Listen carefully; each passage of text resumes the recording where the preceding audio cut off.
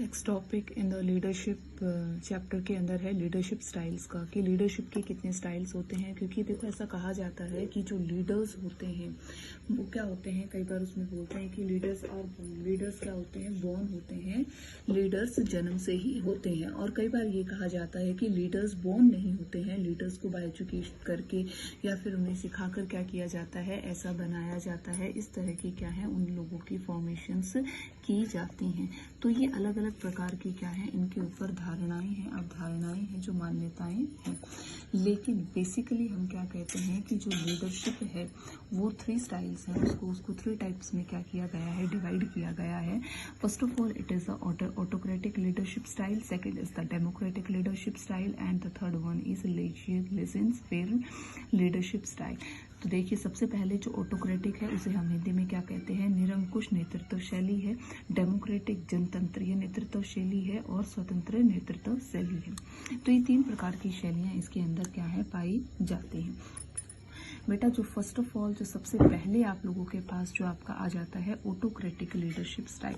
Autocratic leadership style के अंदर जैसे कि अगर हम एग्जांपल लेते हैं, ए क्या है, लीडर है, ठीक है, ए क्या है, लीडर है। और इस लीडर के नीचे जैसे ए क्या हो गया, B, 1 person is C, 1 person is D और ई। मान लीजिए एक लीडर के पीछे क्या कर रहे हैं, जो 4 व्यक्ति हैं, 4 पर्सन्स क्या कर रहे हैं, काम कर रहे हैं। ऑटोक्रेटिक लीडरशिप स्टाइल के अंदर जो लीडर होता है वो ही सब कुछ डिसाइड करता है, यानी कि जो उसके फॉलोअर्स है, उसके अधीन जो काम करने वाले जो लोग हैं वो अपनी मर्जी से क्या है, काम नहीं कर सकते हैं। Only the instructions come from the ए, जो क्या है, लीडर है। इस लीडर से ही क्या है, सारी की सारी इंस्ट्रक्शंस पास होती हैं। ए ही क्या है, इंस्ट्रक्शंस प्रोवाइड करेगा बी को, सी को, डी को और ई को। इसीलिए हम इस लीडरशिप स्टाइल को क्या कहते हैं, this is known as leader centered,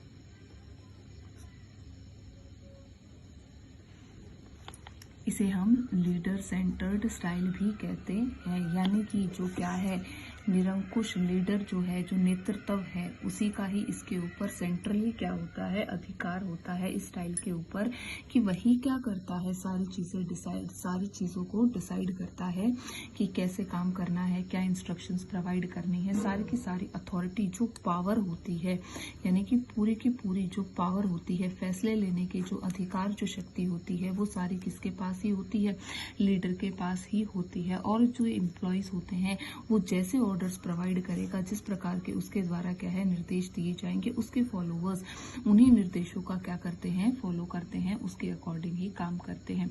अगर कोई भी एम्प्लॉय क्या करता है, केयरलेसनेसली, मान लीजिए बी क्या करता है, एक ही कही हुई बात को नहीं मानता है, कार्य नहीं करता है, तो वो क्या हो जाता है, सजा का हकदार हो जाता है। उस एम्प्लॉय को इस चीज के लिए पनिश किया जा सकता है।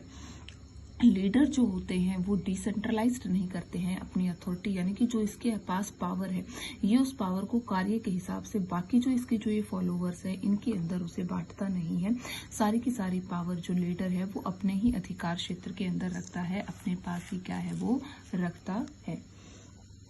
इसके अलावा जो लीडर होता है वो मतलब कि वही रिस्पॉन्सिबल होता है कि मान लीजिए कोई भी कार्य किया जाता है, अगर वो उस वर्क के अंदर जो भी मतलब जॉब यहाँ पर क्या है दिया गया है, उस जॉब के अंदर अगर फेल हो जाते हैं, वो काम क्या है सही रूप से पूरा नहीं हो पाता है, तो लीडर इज रिस्पॉन्सिबल, यानी कि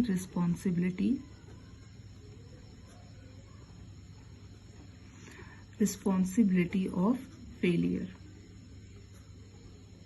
कि जो अगर क्या है फेलियर हो गया है, कि अगर कोई भी मतलब, तो उसकी रिस्पॉन्सिबिलिटी किसकी होती है, ओनली उसके लिए रिस्पॉन्सिबल होगा कौन, लीडर ही उसके लिए रिस्पॉन्सिबल होगा। सारी की सारी जिम्मेदारी किसकी होगी, लीडर की ही होगी। अब बात आती है कि इस लीडरशिप स्टाइल की, कौन सी लीडरशिप स्टाइल की, I am talking about the autocratic leadership style. जो ऑटोक्रेटिक क्या है, लीडरशिप स्टाइल है, उसकी जो कुछ फीचर्स भी होती हैं, इसके फीचर्स आपको दिए गए हैं, there are the few features, इसकी कुछ विशेषताएं भी हैं।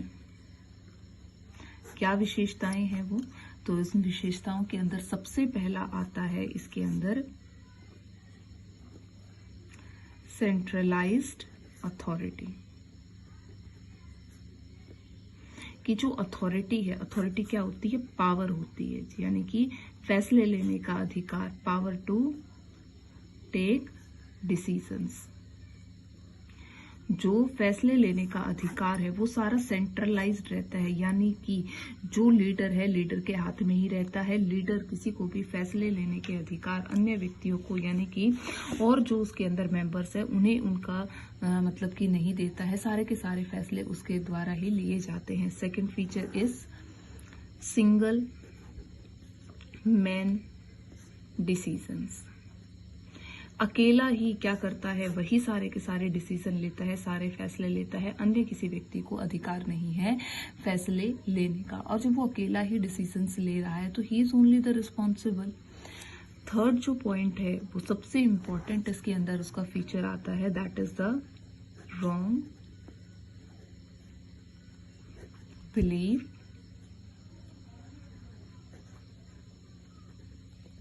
Regarding employees.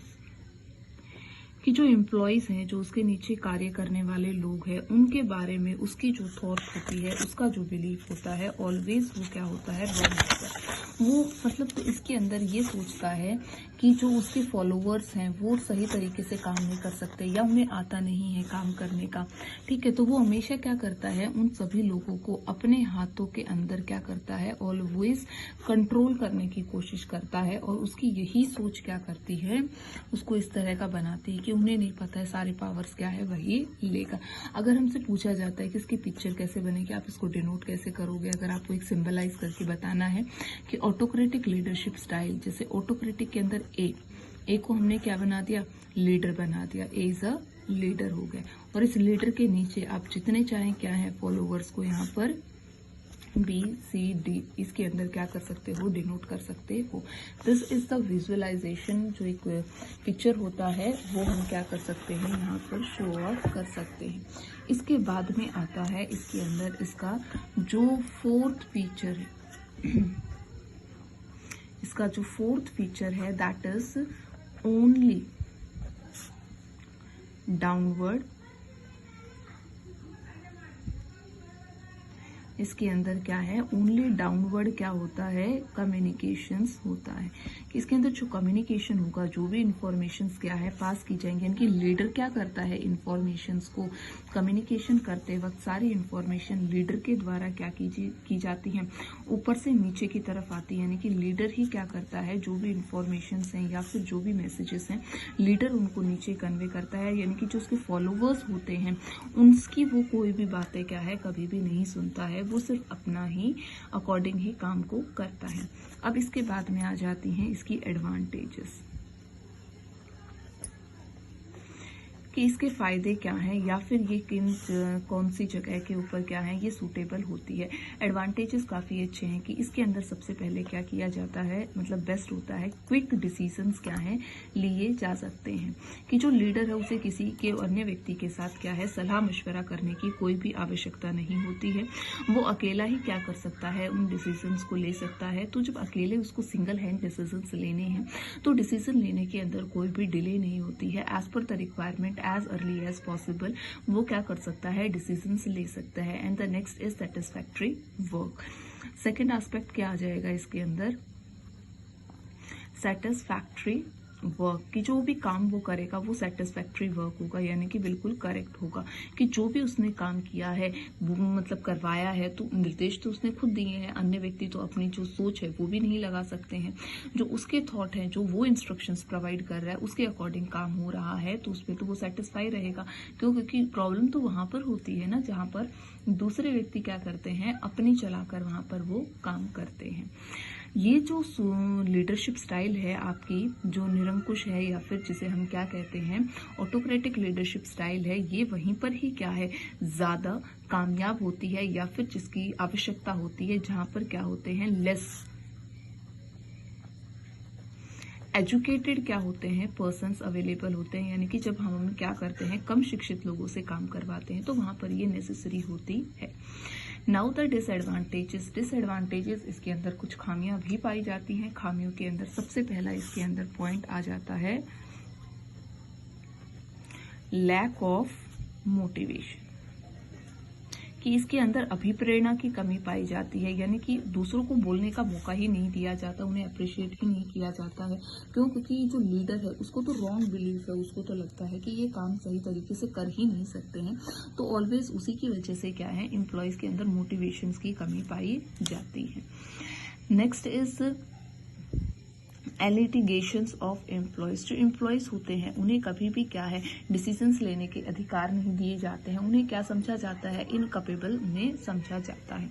इसके बाद में थर्ड जो पॉइंट इसके अंदर आ जाता है, दैट इज द पॉइंट कि इसके अंदर थर्ड जो इसकी डिसएडवांटेजेस है वो क्या है, पार्शियलिटी इसके अंदर होती है कि जो लीडर का क्या होगा, नजदीकी होगा, वही क्या करेगा, बेनिफिट उठाएगा, और बाकी जो अदर पीपल्स है जो वहां पर काम कर रहे हैं उनके साथ क्या होगा, भेदभाव संभव है। अब बात आती है कि कहाँ पर इस तरह की जो संस्थाएं हैं जिनके अंदर इस तरह का क्या है, जो लीडरशिप है वो सूटेबल है, यानी कि वहां पर क्या है, इस तरह के लीडरशिप स्टाइल को अपनाया जा सकता है। वहां पर अपनाया जा सकता है जहां पर लीडर क्या होता है, सबसे ज्यादा नॉलेजेबल होता है। लीडर क्या होगा, जहां पर नॉलेजेबल होगा, यानी कि वो ज्यादा क्या है, शिक्षित है, उसके पास ज्ञान है। बाकी जो उसके नीचे कार्य करने वाले लोग हैं उनके पास उतना ज्ञान नहीं है। यानी कि नॉलेजेबल लीडर जहां पर है वहां पर क्या है, ऑटोक्रेटिक लीडरशिप स्टाइल हो सकती है। या फिर जहां पर क्या है, little time for decision making, यानी कि ऐसी जगह जहां पर क्या है, कम समय के अंदर क्या करना है, फैसले लेने हैं। तो जहां पर क्या करना है, कम समय के अंदर फैसले लेने हैं, तो वहां पर भी इसी लीडरशिप स्टाइल को क्या है, प्रेफरेंस दी जाती है। या फिर जहां पर सबॉर्डिनेट्स, जो अधीनस्थ होते हैं, वो क्या होते हैं, व्हेन द सबॉर्डिनेट्स, जब क्या होते हैं, सबॉर्डिनेट्स क्या होते हैं, लेस एजुकेटेड होते हैं। यानी कि जो सबॉर्डिनेट्स क्या होते हैं, कम शिक्षित होते हैं। या फिर यहाँ पर जहाँ पर सबॉर्डिनेट्स के पास कोई भी एक्सपीरियंस नहीं होता है, तो उन सिचुएशंस के अंदर इस तरह की लीडरशिप स्टाइल क्या होती है, ज़्यादा सूटेबल होती है। अब इसके बाद में आ जाती है आपकी the next leadership style, second, जिसे हम क्या कहते हैं, the next leadership style is democratic है आपकी लीडरशिप स्टाइल, जिसे हिंदी में हम क्या कहते हैं, जनतंत्रीय नेतृत्व शैली कहते हैं।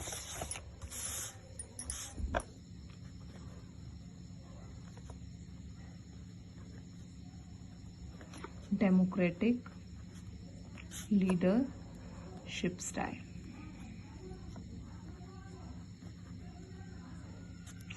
देखिए, डेमोक्रेटिक हम क्या कहते हैं कि हम जिस देश के अंदर रहते हैं तो यहाँ पर क्या है, राजतंत्र है, प्रजातंत्र है, कि प्रजा ही क्या करती है, अपना काम करती है।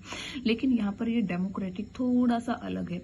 ये एक ऐसी लीडरशिप स्टाइल होती है जिसे हम क्या कहते हैं, which is the otherly known as group centred leadership style कहते हैं हम इसे। और इसी लीडरशिप स्टाइल को क्या कहा जाता है कि अगर तीनों लीडरशिप स्टाइल्स के अंदर अगर कभी कंपैरिजन होता है या फिर उसमें क्वेश्चन आता है विच लीडरशिप स्टाइल इज बेटर, कौन सी लीडरशिप स्टाइल बेटर है, तो जो लीडरशिप स्टाइल सबसे ज्यादा बेटर है, दैट इज द डेमोक्रेटिक। वो लीडरशिप स्टाइल क्या है, डेमोक्रेटिक है। क्योंकि डेमोक्रेटिक के अंदर क्या होता है कि जैसे अगर हम इसका चार्ट बनाएं कि ए क्या है, यहाँ पर लीडर है, ए के नीचे बी, सी, डी, ई, यानी कि इस लीडर के नीचे क्या है, 4 लोग काम कर रहे हैं।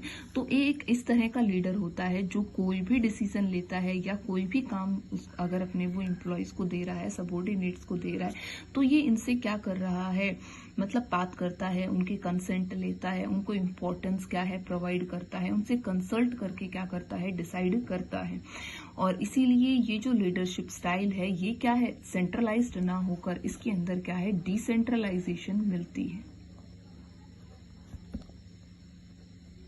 डिसेंट्रलाइज्ड होती है, यानी कि जो पावर है डिसीजन टेकन की वो खाली एक व्यक्ति के हाथ में नहीं है। वो क्या करता है, उस पावर को, जैसे कि जो भी काम उन्हें सौंपा गया है और उस काम को करने से रिलेटेड उन्हें कोई फैसला लेना है तो उन्हें लीडर से पूछने की जरूरत नहीं है। They are have a power. उन्हें क्या है, पावर भी डिस्ट्रीब्यूट की जाती है एज पर द रिक्वायरमेंट। वो क्या कर सकते हैं, जो भी सूटेबल या फिर जो बेस्ट डिसीजन उनके द्वारा लिए जाना है वो उसे क्या कर सकते हैं, ले सकते हैं। इसके अंदर जो मैनेजर है वो ऑलवेज अपने सबॉर्डिनेट से क्या करता है, सजेशंस लेता है। वो जो भी एफर्ट्स करते हैं उनके एफर्ट्स को क्या करता है, नोटिस भी करता है। इसके बाद में आ जाता है कि अगर इसका चार्ट अगर हम देखते हैं कि एक प्रेस्क्राइब्ड वे से अगर हम बनाएं और उसको डिनोट करें कि लीडरशिप स्टाइल, जो डेमोक्रेटिक लीडरशिप स्टाइल है उसे हम कैसे शो करेंगे। मान लीजिए एल, इस वर्ड को मैंने डिनोट किया है एज अ लीडर के रूप में कि एल क्या है, लीडर है। ए, बी, सी और डी, ये जो 4 लोग हैं ये क्या हैं, इस लीडर के नीचे कार्य करने वाले इसके सबॉर्डिनेट्स हैं। ये सारे क्या हैं, सबॉर्डिनेट्स। ए लीडर है, ए हर एक चीज से रिलेटेड क्या करेगा, यानी कि जो कम्युनिकेशन इसके अंदर होगा वो 2 वे होता है, अपवर्ड भी होता है, डाउनवर्ड भी होता है। यानी कि वो क्या करेगा, सभी के सजेशंस लेगा, इंफॉर्मेशन एक जगह से दूसरी जगह क्या है, आसानी, ये इसके सुझाव भी लेगा, अपने भी देगा, यानी कि ये सबको क्या करता है, जोड़कर रखता है। तो सभी लोग आपस में क्या करते हैं, विचार विमर्श करके ही फैसले लेते हैं। इसके अंदर जो डिसीजंस लिए जाएंगे वो काफी बैलेंस्ड क्या किए जाते हैं, डिसीजंस लिए जाते हैं, अच्छे प्रॉम्प्ट डिसीजंस लिए जाते हैं। अब बात आती है इस तरह के लीडरशिप स्टाइल के अंदर इसकी फीचर्स की, कि इसकी विशेषताएं क्या होती है। इसकी सबसे बड़ी विशेषता क्या होती है, इसके अंदर